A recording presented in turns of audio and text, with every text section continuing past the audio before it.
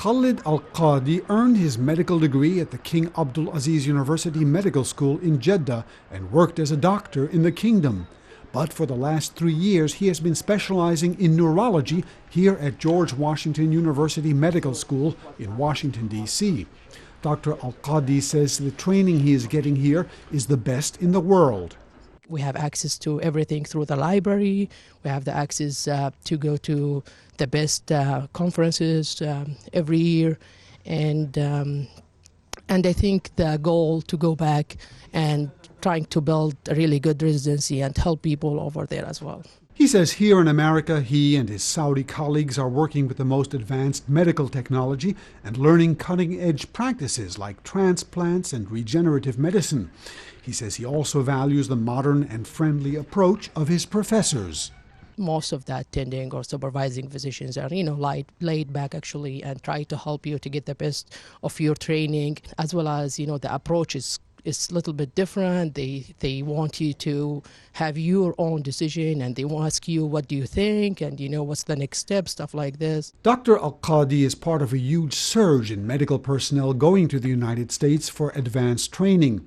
They now number more than 2,400. The majority are doctors and dentists. There are also current or future nurses, pharmacists, physical therapists, and others. The number more than tripled in just the last 2 years, according to Dr. Samar Alsaggaf, a former dean of the women's campus of King Abdulaziz University in Jeddah, who now directs the advanced training from the Saudi Arabian Cultural Mission outside Washington, D.C. We have an expansion in the health system and also in the higher educations. We almost in the 5 years now, there's more than 24 universities, more than 5 big medical cities, a lot of budget this year and in the last 5 years is giving to the maybe a third of the budget is going to the health system and to the higher educations. And this will explain that we will have a lot of medical cities, a lot of hospitals coming with the medical colleges as a teaching hospital, and all of these needs human resources. The Saudi health professionals have their education and their living expenses paid for by the King Abdullah Scholarship Program, or sometimes by the university or government ministry where they work. 1/3 of the Saudi trainees are women. Dr. Samar says this big investment is expected to pay off by rocketing the Saudi health system into the 21st century. Because this is all what we hope from our future doctors. They will be our future leaders in the health system.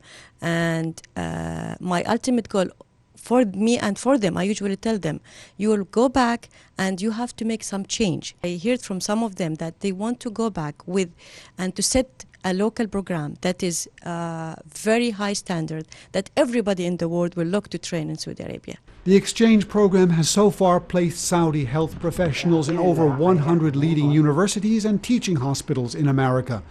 The health professionals are already in great demand and are being hired by universities and hospitals in the kingdom even before they finish their stints in the United States. Earlier, most Saudi doctors, dentists, and nurses went for advanced training to Canada or Europe. But all that changed 5 years ago with Riyadh's decision to strengthen ties with the United States and greatly increase the number of Saudi medical personnel coming here to America for training. Burton Bolag, KSA2, Washington. Earlier, most Saudi doctors, dentists, and nurses went for advanced training to Canada and Western Europe. But all that changed 5 years ago with Riyadh's decision to increase ties with the United States and greatly increase the number of Saudi medical personnel training here in America.